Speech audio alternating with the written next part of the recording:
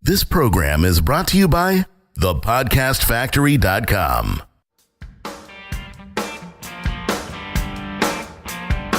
Hi, my name is Igor Kheifets, and this is the List Building Lifestyle, the only podcast which delivers cutting-edge conversion strategies from the online trenches straight to your earbuds. Download the transcript of today's episode and all future episodes at listbuildinglifestyleshow.com. I also invite you to grab a free copy of the Wealthy List Builder Survival Guide at listbuildinglifestyleshow.com/survival. And now, once again, it's time to claim your list building lifestyle. You are listening to the List Building Lifestyle Show. Welcome back, list builders, to another edition of your favorite show on list building with the man, the myth, the legend, Mr. Igor Kheifets. What is up, Jonathan? I'm feeling good, but we had a funny moment just off the air that I wish we could have shared with the listeners genuinely, but you were just reminding me how we've been recording this show for a year now, man. It's unbelievable. Yeah, it flew so fast. The older I get, the faster time flies. Like, I'm looking at Erica right now, and she's 4. I'm like, when did that happen? And then I spoke to a friend of mine, and he says, well, my kids are like 18 and 20-something right now. And I'm like feeling the exact same thing. I'm like, oh, damn.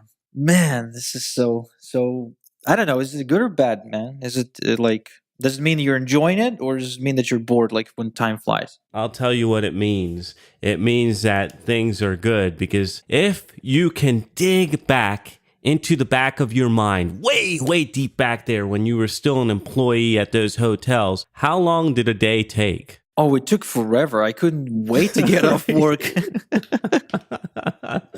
So when it's flying, dude, you're having fun. So that's a good thing. Yeah, I guess so. Well, enough of pleasant memories. Let's talk about something disgusting. Okay. I want to chat about shame. Shame?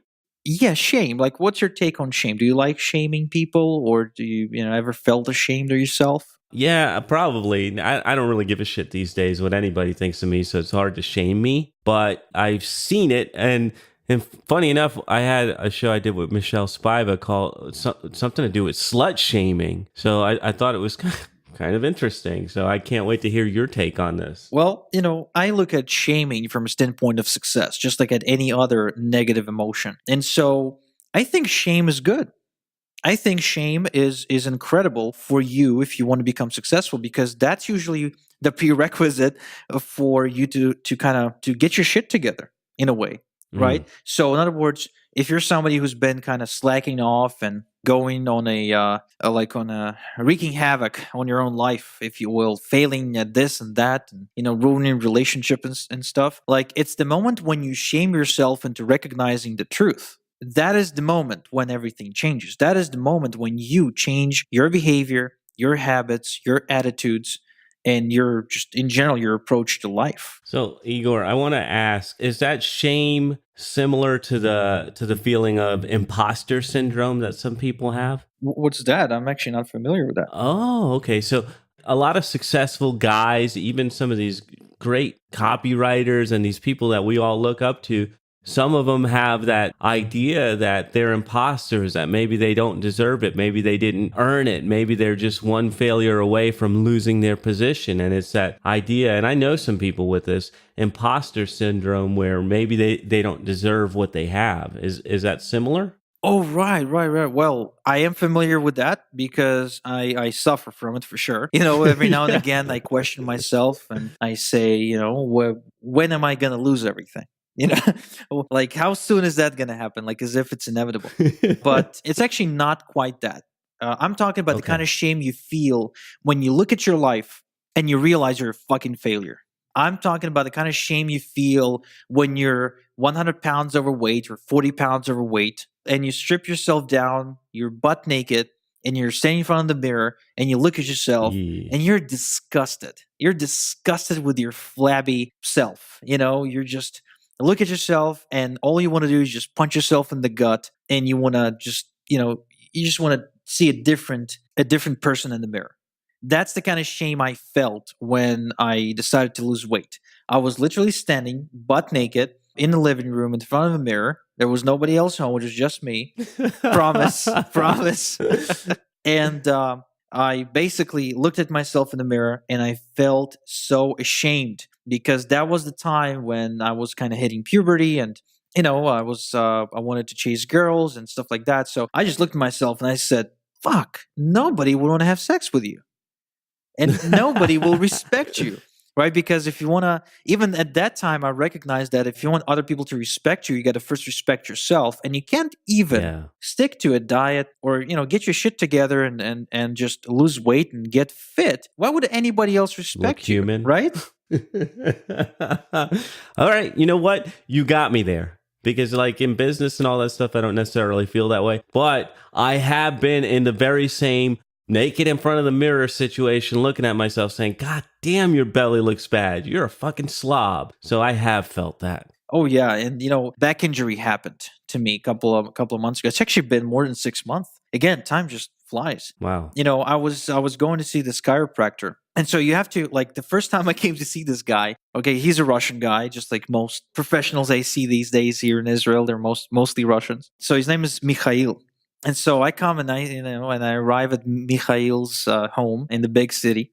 And so this is like, imagine a guy who's like 7 feet or 8 feet tall, about 2 feet, maybe 3 feet wide. He's just like a mountain of a man, right? He's straight back. He's sort of like the ex-Soviet army officer, it's like straight up, very disciplined, hardcore, Marine haircut. About probably in his 40s, and just he's like the Dolph Lundgren. Remember Dolph Lundgren? Yeah, like, he was exactly like that, and he's super fit too. Like he's just big and he's fit, and he for some reason he doesn't put a shirt on when you come to see him. Get out! I kid you not. He's just wearing these tiny little swim shorts and no shirt. And so I come in and I'm flabby and I'm not fit. And I look at him and I was like, oh my God, he's gonna ask me to take off my shirt and he's gonna touch my back and he's gonna basically laugh at me. It's jello, there's no muscle there. So when I started, to see him and I saw him a few times, like looking at him, I felt ashamed.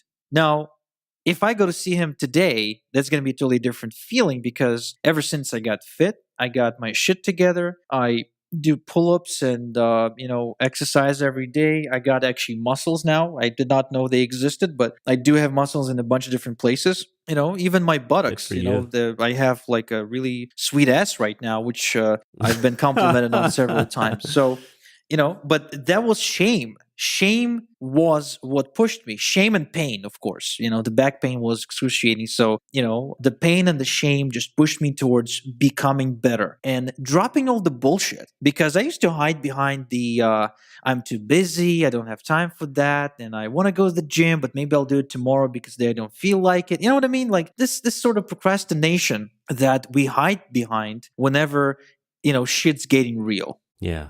Little defense mechanism you got in place to make you feel better about your shitty decisions. Exactly. And so this feeling of shame, as much as I hate it, I do celebrate it, but only later on once I've overcome it, because without it, I just wouldn't be able to be successful. Like I wouldn't be hungry enough to strip myself from all the bullshit and get real. And I think more people out there have to get okay with shaming themselves and shaming their clients into action. That's just like you, Igor. You love that.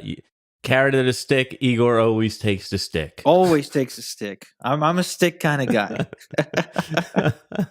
So, Igor, see, here's the thing about that. And this is what I'm wondering, because I try not to be negative, but I'm actually getting back in touch with my negativity because I think it does have a special power. How do you get in touch with that without letting it consume you? Oh, that's actually a pretty cool thing. Really great question. Basically, at some point, I learned to look at my brain as this bullshit mechanism.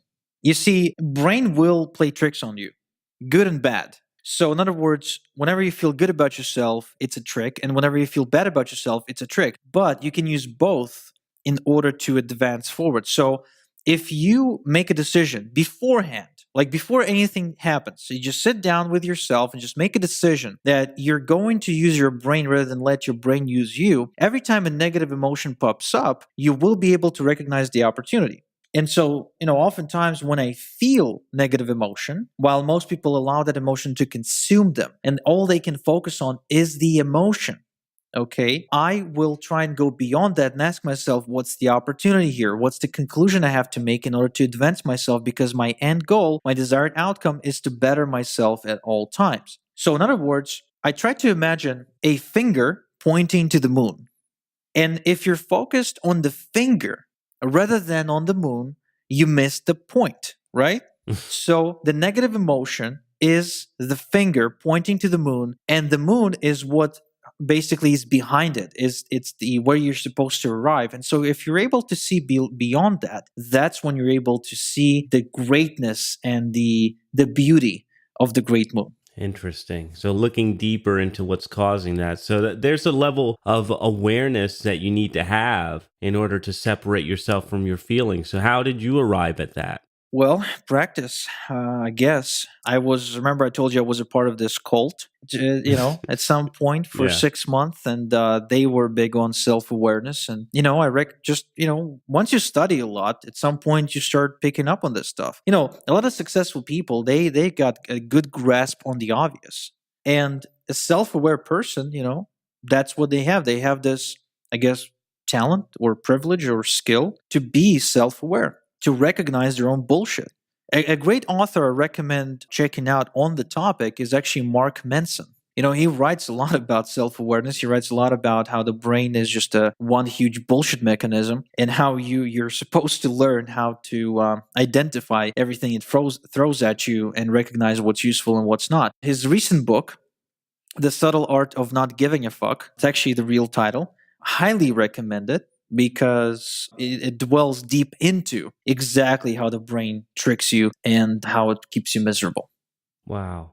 So have you ever practiced meditation or prayer or any of that stuff where you just go in there and analyze your mind? Or is this just something that you have developed over time and practice? How did you get here? Well, I definitely tried practicing meditation. I could never stick to the regimen, if you will. And, the thing about meditation is that you're supposed to just observe your mind rather than analyze it.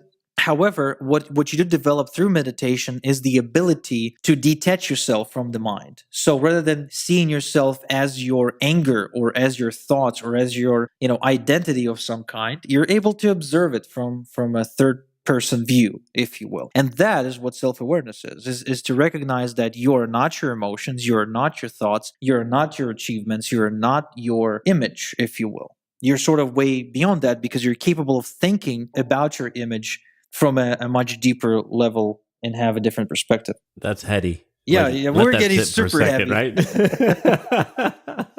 Let that sit for a second. You're not attached to your thoughts, which makes you a more evolved creature. So you have done some studying on the topic, and I'm glad you brought it down to that level. So what are some other ways people can leverage that shame? Because I think right now what I'm hearing you say is to leverage your emotion, whether it's shame or joy, find ways to leverage those emotions to get you closer to the moon. Well, why don't you just proactively look for it? I mean, just sit down, take a piece of paper and a pen or a pencil and write down the 10 or the 5 or the 3 things that you feel ashamed of. Then recognize the opportunities in those things and then go and implement something to feel proud instead.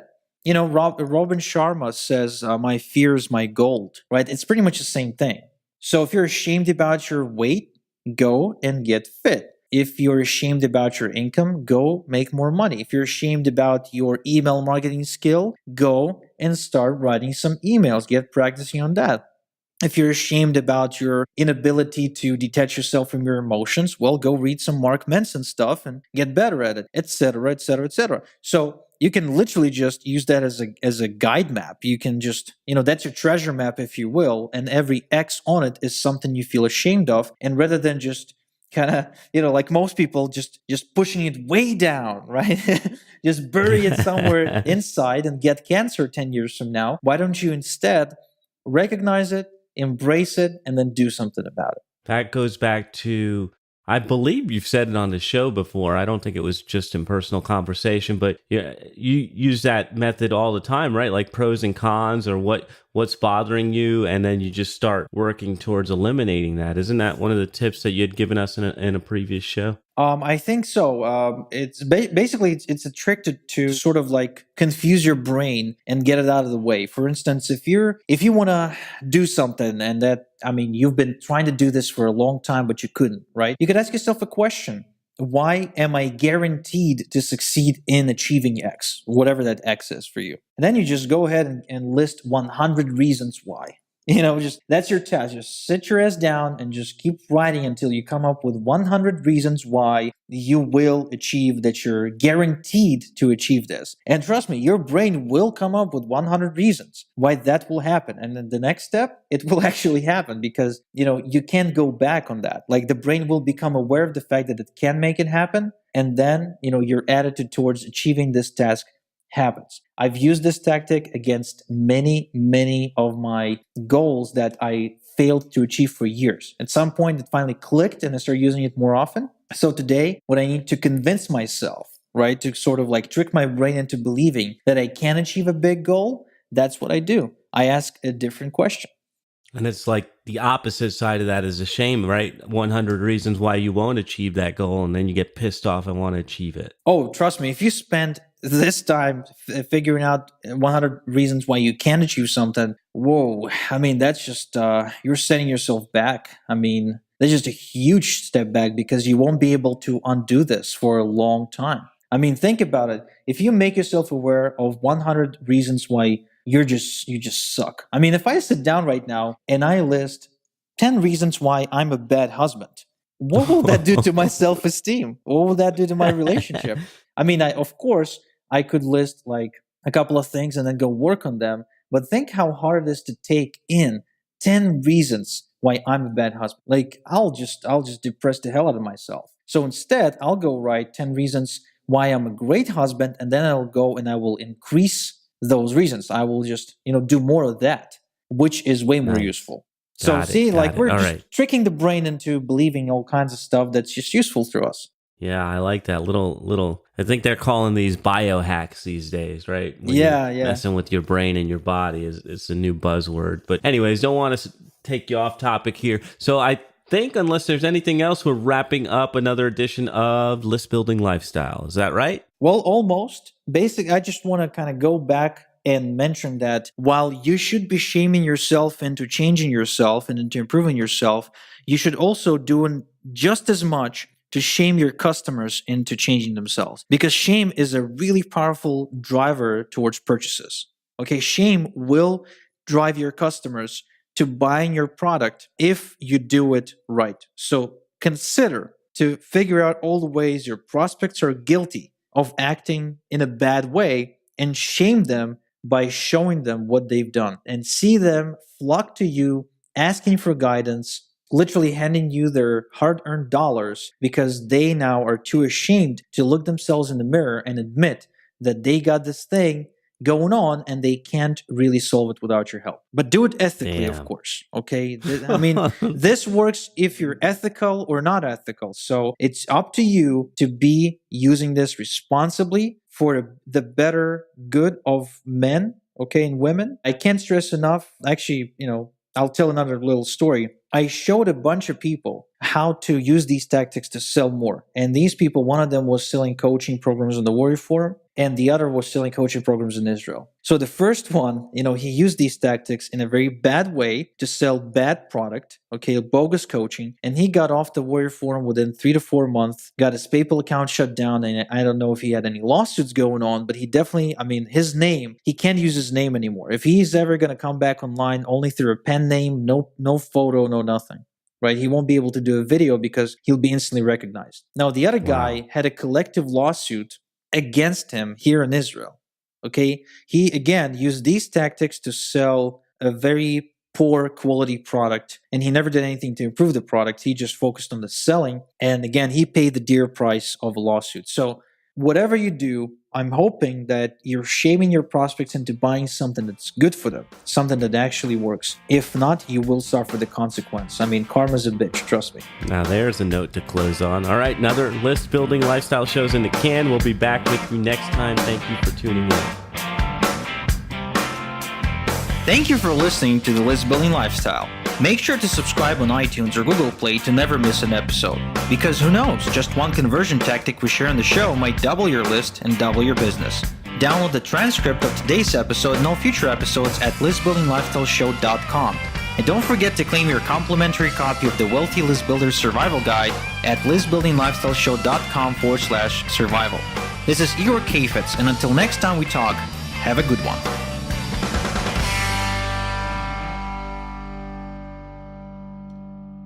This is the podcastfactory.com.